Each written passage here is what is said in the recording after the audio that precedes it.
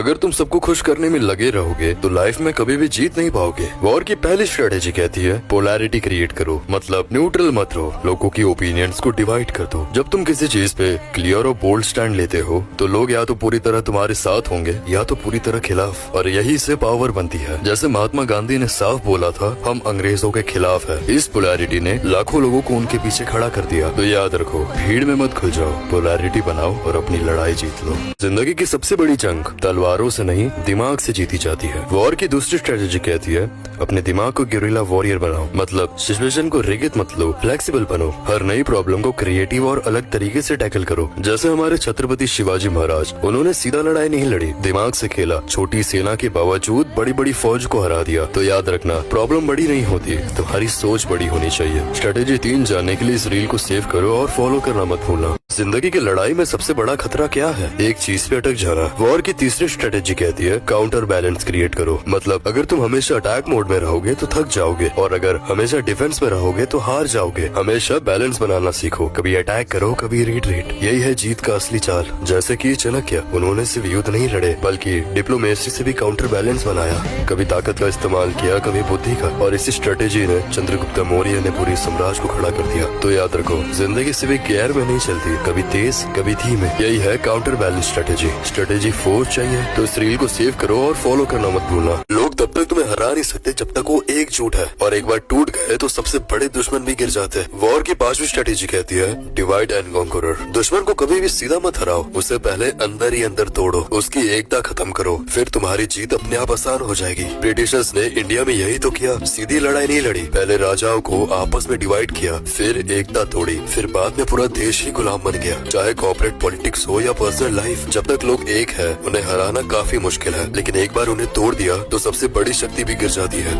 याद रखना, ताकत तब तक ताकत है जब तक वो एकजुट है। स्ट्रेटेजी 6 जानने के लिए फॉलो जरूर करना। कभी कभी सबसे चालाक लोग सबसे बेवकूफ नजर आते हैं। रॉबर्ट ग्रीन की 6ठी स्ट्रेटजी कहती है फेज्ड मैडनेस, मतलब दुश्मन को कंफ्यूज करने के लिए पागलपन या कमजोरी का नाटक करो। जब लोग तुम्हें अंडर एस्टिमेट करते हैं तो वो अपनी असली चालें जल्दी दिखा देते हैं। जैसे हान राजवंश के स्ट्रैटेजिस्ट हान चिन, उन्होंने दुश्मन को भरोसा दिलाया कि वो इनएक्सपीरियंस्ड और कमजोर है। दुश्मन ने लापरवाही की और हान चिन ने अचानक पलटवार कर उन्हें हरा दिया। आज भी बिजनेस या डेली लाइफ में हर जगह स्मार्ट लोग कभी कभी अपनी असली ताकत छिपा लेते हैं। लोग सोचते हैं ये कुछ नहीं कर पाएगा और तभी वो गेम पलटते हैं। तो याद रखो, हर बार समझदार दिखना जरूरी नहीं, कभी कभी पागल बनकर ही जीत मिलती है। स्ट्रैटेजी 7 चाहिए, सेव करो और अगली रील जरूर देखना। कभी कभी जीतने का सबसे आसान तरीका है चुप रहना। स्ट्रैटेजी 7 कहती है पैसिव एग्रेशन। हर जंग तलवार से नहीं जीती जाती, कभी कभी चुप्पी, डिले और इनडायरेक्ट प्रेशर ही सबसे बड़ा हथियार बन जाते हैं। महात्मा गांधी, उन्होंने पैसिव रेजिस्टेंस को हथियार बनाया। लड़ाई नहीं लड़ी लेकिन अंग्रेजों को न झुकाने का दबाव बनाया। उनकी चुप्पी और शांतिपूर्ण विरोध ने एम्पायर को हिला दिया। रिलेशनशिप, बिजनेस या वर्क प्लेस, हर जगह जरूरी नहीं कि हर बात पर रिएक्ट करो। कभी स्ट्रेटेजिक साइलेंस ही सबसे बड़ा जवाब होता है। तो याद रखो,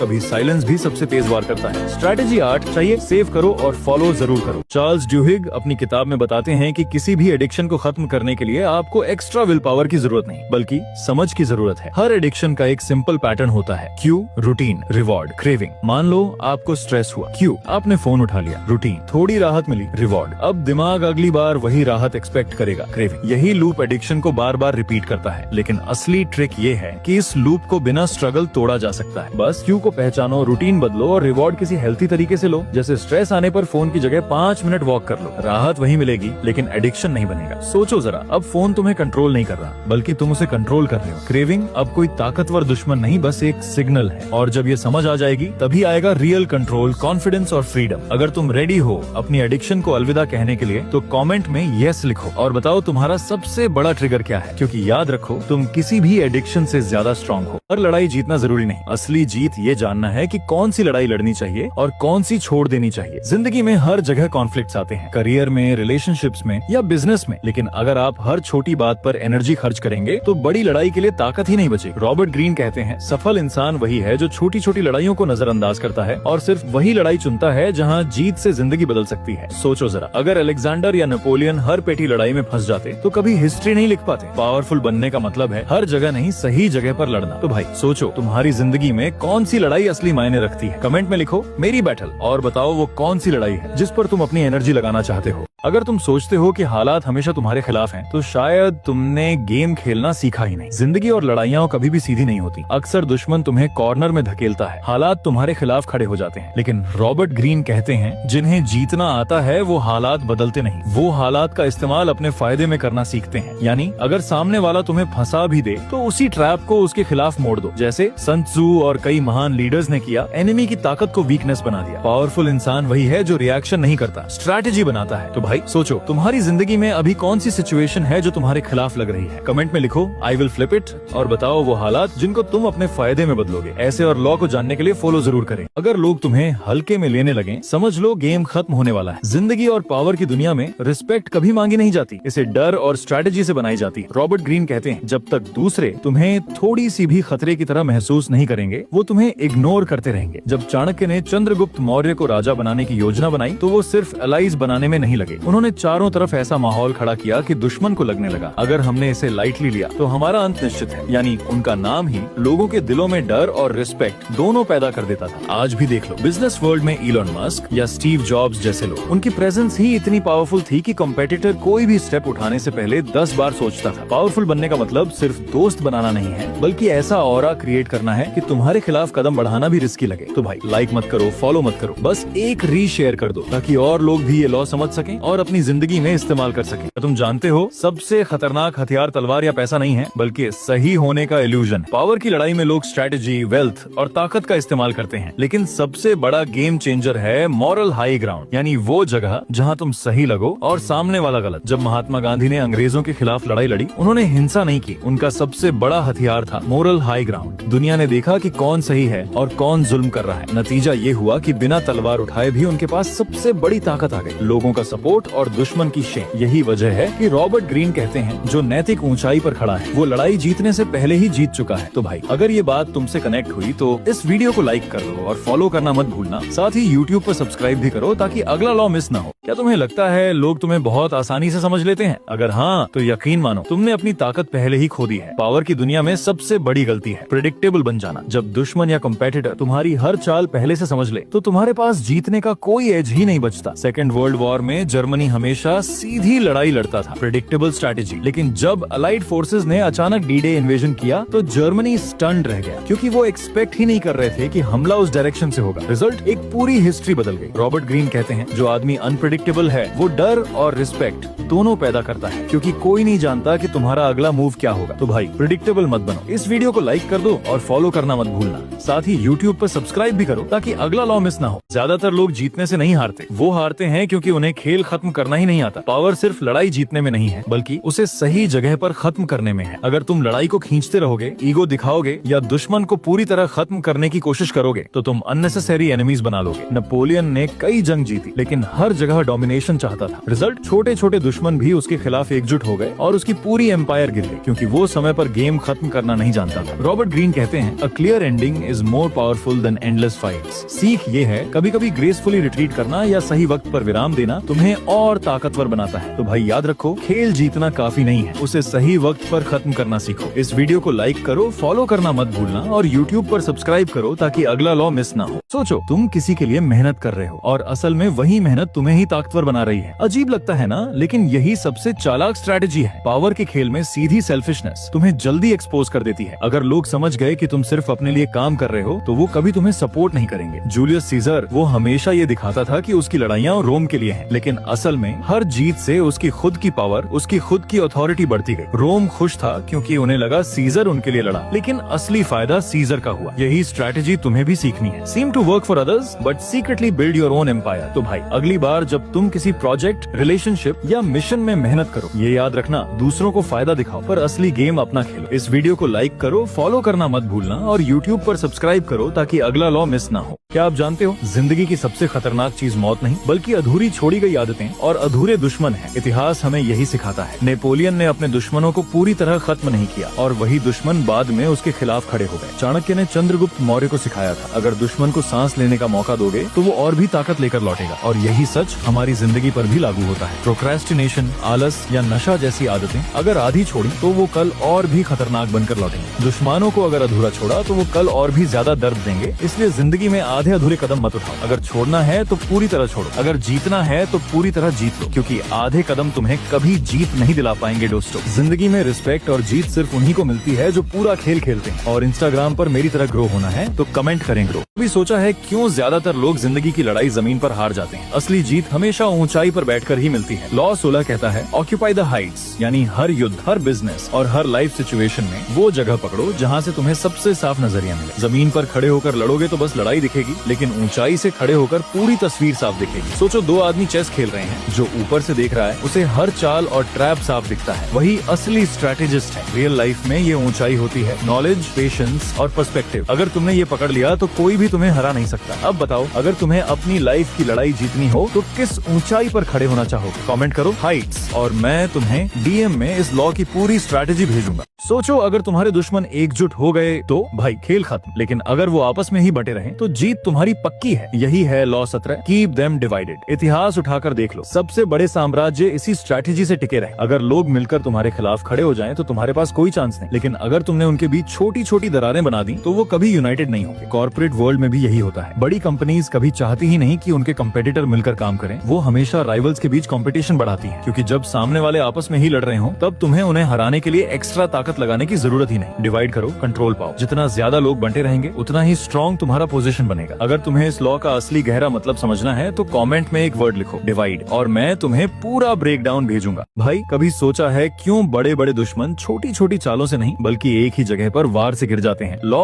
18 कहता है attack the centre of gravity, मतलब अपने एनिमी या कंपेटिटर की असली ताकत पहचानो और सीधे उसी पर वार करो। हिस्ट्री में देख लो, जब भी किसी एम्पायर को हराया गया वो सोल्जर्स की भीड़ से नहीं बल्कि उनकी सप्लाई लाइंस या लीडरशिप पर अटैक करके हुआ, क्योंकि जब कोर टूटता है तो पूरी स्ट्रक्चर गिर जाती है। बिजनेस में भी कंपेटिटर की सबसे बड़ी ताकत होती है उसका मेन प्रोडक्ट या उसका ट्रस्ट फैक्टर। अगर तुम उसी को चैलेंज कर दो तो वो कंपनी खुद ब खुद कमजोर हो जाएगी। तो याद रखो, छोटे छोटे पार्ट से लड़ने में टाइम मत गवाओ, सीधे एनिमी की कोर ताकत पकड़ो और वहीं स्ट्राइक करो। अगर तुम्हें लगता है कि अब तुम भी किसी भी प्रॉब्लम की जड़ पकड़कर उसे खत्म कर सकते हो तो कमेंट में लिखो कोर और मैं तुम्हें इस लॉ का पूरा ब्रेक डाउन भेजूंगा। क्या तुम्हें पता है बड़ी बड़ी साम्राज्य सिर्फ एक छोटी गलती से ढह गए, और वो गलती थी सबको एक साथ लड़ने देना। लॉ 19 कहता है कभी भी अपने दुश्मनों को एकजुट मत होने दो। अगर सामने एक बड़ी ताकत है तो उसे हराने का आसान तरीका है उसे छोटे छोटे हिस्सों में तोड़ देना। इतिहास में रोमन साम्राज्य ने यही किया, दुश्मन को अलग अलग टुकड़ों में बांटा, हर हिस्से को अकेले हराया। आज भी ये स्ट्रैटेजी काम करती है, चाहे बिजनेस में हो या लाइफ में। एक साथ सब प्रॉब्लम से लड़ोगे तो हार जाओगे, लेकिन अगर प्रॉब्लम्स को पार्ट्स में डिवाइड करके हैंडल करोगे तो आसानी से जीत जाओगे। Divide and conquer is not just war strategy, ये सक्सेस का सबसे बड़ा शॉर्टकट है। अगर तुम चाहते हो मैं इस लॉ की पूरी ब्रेक डाउन तुम्हें भेजूं तो नीचे कमेंट करो कॉन्कर। और हाँ, ऐसे ही डीप स्ट्रैटेजीज पाने के लिए लाइक, फॉलो और सब्सक्राइब करना मत भूलना। जीतना आसान है, मुश्किल है सही वक्त पर छोड़ना, यही तय करता है तुम्हारा फ्यूचर। लॉ 20 हमें सिखाता है हर स्ट्रैटेजी, हर रिश्ता, हर लड़ाई का एक सही अंत होना चाहिए। कभी भी किसी चीज को खींचते मत रहो। इतिहास में कई सेनाओं ने जंग जीत ली, लेकिन एग्जिट स्ट्रैटेजी की कमी ने उन्हें सब कुछ खोने पर मजबूर कर दिया। अगर तुम बिजनेस शुरू करते हो तो उसमें एंट्री प्लान के साथ एग्जिट प्लान भी होना चाहिए। अगर कोई दोस्ती या पार्टनरशिप अब तुम्हें नुकसान दे रही है तो उसे सही तरीके से खत्म करना जरूरी है, क्योंकि timely exit equals future growth. जीत सिर्फ जीतने में नहीं है, असली जीत है सही वक्त पर छोड़ने में। अगर तुम सही तरीके से एग्जिट करना सीख गए तो कभी भी हार तुम्हारे पास नहीं आ पाई। अगर तुम इस लॉ का पूरा ब्रेकडाउन चाहते हो तो नीचे कमेंट करो एग्जिट। और हाँ, ऐसे ही डीप स्ट्रैटेजीज के लिए लाइक, फॉलो और सब्सक्राइब करना मत भूलना। सबसे बड़ा स्वार्थ क्या है? दूसरों के लिए निस्वार्थ बने। लॉ 21 कहता है अगर तुम अपनी लड़ाई या गोल को जीतना चाहते हो तो हमेशा ऐसा दिखाओ कि तुम दूसरों के फायदे के लिए काम कर रहे हो। लोग नेचुरली सपोर्ट करेंगे क्योंकि उन्हें लगेगा तुम्हारी लड़ाई उनकी लड़ाई। भारत की आजादी की लड़ाई में महात्मा गांधी ने यही स्ट्रैटेजी अपनाई। उनका असली गोल था ब्रिटिश एम्पायर को हटाना, लेकिन उन्होंने हर मूवमेंट को आम लोगों की जरूरत और दुख से जोड़ा, चाहे वो नमक आंदोलन हो या अहिंसा। लोगों को लगा कि गांधी उनकी लड़ाई लड़ रहे हैं और इसी वजह से लाखों लोग बिना सवाल किए सपोर्ट करने लगे। असल में गांधी जी का विजन नेशनल इंडिपेंडेंस था, पर उन्होंने उसे लोगों के पर्सनल हित जैसा बना दिया। असली पावर तब आती है जब लोग खुद तुम्हें सपोर्ट करने लगते हैं। सामने वाले को लगे कि तुम उनके लिए हो, लेकिन असल में तुम अपने लिए खेल रहे हो। अगर इस स्ट्रैटेजी का डिटेल्ड ब्रेकडाउन चाहिए तो कमेंट करो हाई ग्राउंड। कभी कभी जीतने का सबसे बड़ा तरीका है हार मान लेना। लॉ 22 कहता है जब तुम किसी ऐसे दुश्मन या सिचुएशन से भिड़ते हो जो तुमसे कहीं ज्यादा स्ट्रॉन्ग है, सीधा लड़ाई करना तुम्हें और कमजोर बना देगा। लेकिन अगर तुम स्मार्ट हो तो टेम्परेरी हार मान लो, यानी सरेंडर कर लो। दूसरे को लगेगा उसने जीत हासिल कर ली है, लेकिन सच ये है कि तुमने टाइम खरीदा, एनर्जी बचाई और स्ट्रैटेजी बनाने का मौका ले लिया। नेपोलियन के सामने कई छोटे स्टेट्स ने डायरेक्ट लड़ाई नहीं की, उन्होंने सरेंडर दिखाया, ताकत बचाई और बाद में सही मौके पर वापस उठ खड़े हुए। मॉडर्न लाइफ में भी यही है भाई।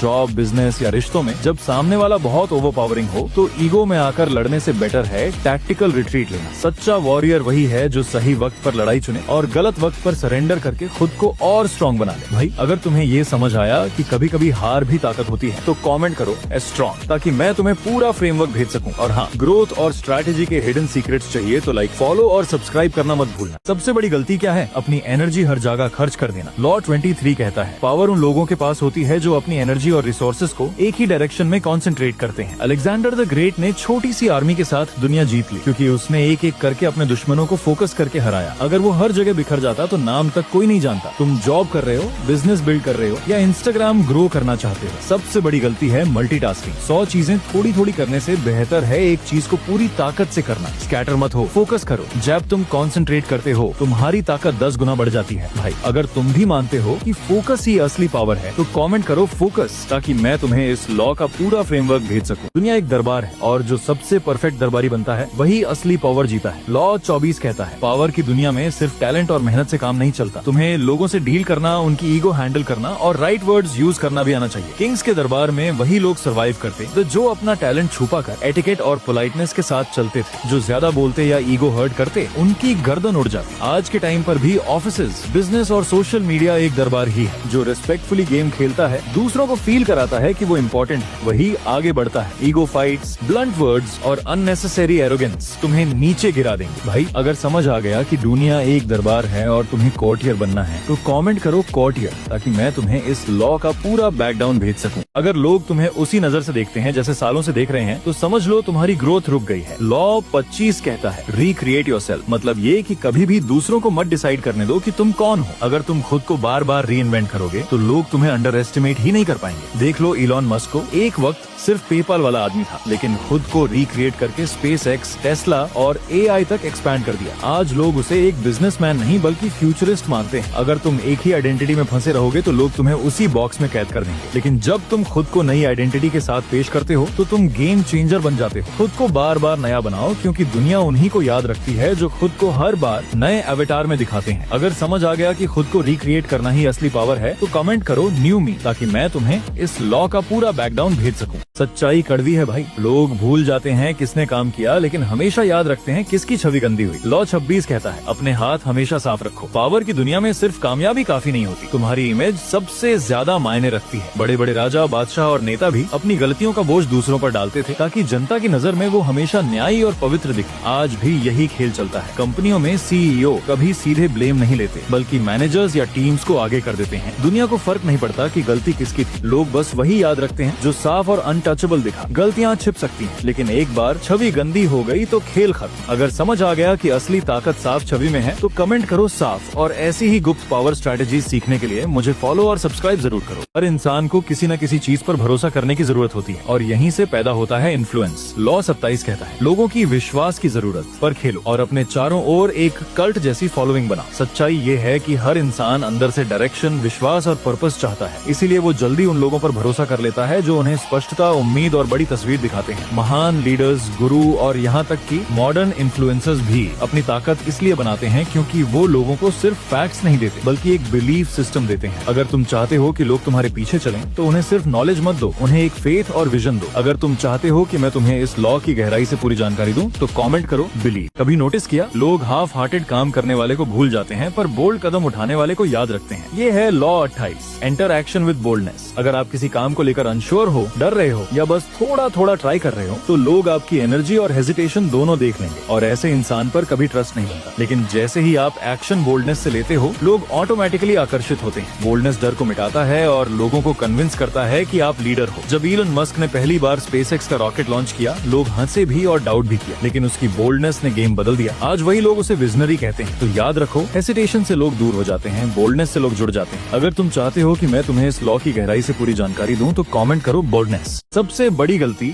लोग करते हैं, बस शुरुआत सोचते हैं, अंत नहीं, और यही उनकी हार की वजह बनती है। Law 29, plan all the way to the end. अगर आप बिना प्लानिंग के किसी काम में कूद जाते हो तो बीच में केओस, कंफ्यूजन और फेलियर फिक्स फिक्स है। लीडर्स हमेशा पहले फाइनल पिक्चर क्लियर रखते हैं, फिर हर स्टेप उसी हिसाब से उठाते हैं। शतरंज का खिलाड़ी शुरुआत से ही चेकमेट की सोच कर चलता है, तभी वो जीत पाता है। इलॉन मस्क ने भी स्पेसएक्स और टेस्ला के लिए सिर्फ 1 साल का नहीं बल्कि दशकों का रोड मैप बनाया था। तो लेसन सिंपल है, शॉर्ट टर्म सोचना बंद करो, पूरा एंड गेम सोचो। और अगर आप सीखना चाहते हो कि इंस्टाग्राम ग्रोथ का पूरा रोड मैप कैसे बनता है, हुक से लेकर मोनेटाइजेशन तक, मेरी पेड मेंटरशिप आपके लिए है। कमेंट्स में लिखो प्लान, अगर आप चाहते हो मैं आपको इसका पूरा फ्रेमवर्क डीएम करूं। दुनिया मेहनत पर नहीं, चार्म और एफर्टलेस रिजल्ट्स पर फिदा होती है। ये है law 30, make your accomplishment seem effortless. लोग तब इंस्पायर होते हैं जब आपकी मेहनत उन्हें दिखती नहीं, बस नतीजे दिखते हैं। क्योंकि जितना ज्यादा आप स्ट्रगल शो करोगे उतना लोग आपको एवरेज समझेंगे। सचिन तेंदुलकर की बैटिंग एफर्टलेस लगती थी, लेकिन उसके पीछे सालों की प्रैक्टिस थी। स्टीव जॉब्स की आईफोन लॉन्च प्रेजेंटेशन सिंपल लगी, लेकिन मंथ्स की तैयारी छुपी थी। तो सीक्रेट ये है, मेहनत करो पर उसे पर्दे के पीछे रखो, सामने बस परफेक्शन और कॉन्फिडेंस दिखाओ। कमेंट्स में लिखो एफर्टलेस अगर आप इस स्किल को सीखना चाहते हो। दुनिया में असली कंट्रोल जीतने वाला नहीं लेता, बल्कि ऑप्शंस देने वाला लेता है। ये है लॉ 31, कंट्रोल दी ऑप्शंस। अगर आप लोगों को 2 या 3 चॉइसेस देते हो तो उन्हें लगता है वो फ्री में डिसाइड कर रहे हैं, लेकिन सच क्या है? असली कंट्रोल आपके हाथ में है, क्योंकि ऑप्शंस आपने दिए। नेटफ्लिक्स आपको मल्टीपल सब्सक्रिप्शन प्लान्स देता है, आप चाहे कोई भी चुनो, फायदा नेटफ्लिक्स का ही होता है। एप्पल आईफोन के मल्टीपल मॉडल्स लॉन्च करता है, लोग सोचते हैं वो चूज कर रहे हैं, लेकिन असली जीत एप्पल की होती है। लेसन सिंपल है, लोगों को वही कार्ड्स दो जो आपके फेवर में हो। कमेंट्स में लिखो कंट्रोल अगर आप इस लॉ का पूरा सीक्रेट सीखना चाहते हो। लोग हकीकत नहीं खरीदते, वो सपने खरीदते हैं। ये है law 32, play to people's fantasies. लोगों को सच्चाई पसंद नहीं आती क्योंकि वो अक्सर कड़वी होती है, लेकिन फैंटेसी, सपने और उम्मीद ये हमेशा लोगों को खींचते हैं। स्टीव जॉब्स ने एप्पल सिर्फ एक फोन या कंप्यूटर की तरह नहीं बेचा, उसने कहा थिंक डिफरेंट, और लोगों ने सपने खरीदे। लेसन सिंपल है, अगर आप लोगों को इन्फ्लुएंस करना चाहते हो तो उनकी फैंटेसी और ड्रीम्स से कनेक्ट करो। और अगर आप सीखना चाहते हो कि इंस्टाग्राम पर अपने ऑडियंस को कैसे इंस्पायर और इन्फ्लुएंस करना है, तो मेरी पेड मेंटरशिप में मैं आपको सिखाऊंगा कि कैसे अपनी कंटेंट स्ट्रैटेजी में फैंटेसी को डिजाइन करना है। अगर आप जानना चाहते हो कि अपनी ऑडियंस के सपनों से खेलकर कैसे ग्रोथ करनी है, तो कमेंट्स में लिखो फैंटेसी। हर स्ट्रॉन्ग इंसान के पास भी एक बटन होता है, और जिसने वो दबाना सीख लिया, गेम उसी का हो गया। ये है law 33, discover each man's thumbscrew. मतलब हर इंसान की कोई ना कोई वीकनेस होती है, किसी का डर, किसी की इच्छा, किसी का ईगो, किसी की जरूरत। अगर तुम वो वीकनेस पकड़ लेते हो तो तुम उस इंसान को इन्फ्लुएंस कर सकते हो। हिस्ट्री में देख लो, रूलर्स और लीडर्स हमेशा पहले इंसान की सबसे गहरी जरूरत और डर पहचानते थे, फिर उसी से पावर बनाते थे। बिजनेस वर्ल्ड में नेगोशिएशन के समय अगर सामने वाले का सबसे बड़ा डर लॉस है, तो तुम उस डर पर प्ले करके डील अपने फेवर में कर सकते हो। याद रखो भाई, ताकत से लड़ना मुश्किल है, लेकिन कमजोरी से जीतना आसान। अब बताओ कमेंट्स में लोगों का सबसे बड़ा बटन क्या होता है? टाइप करो बटन।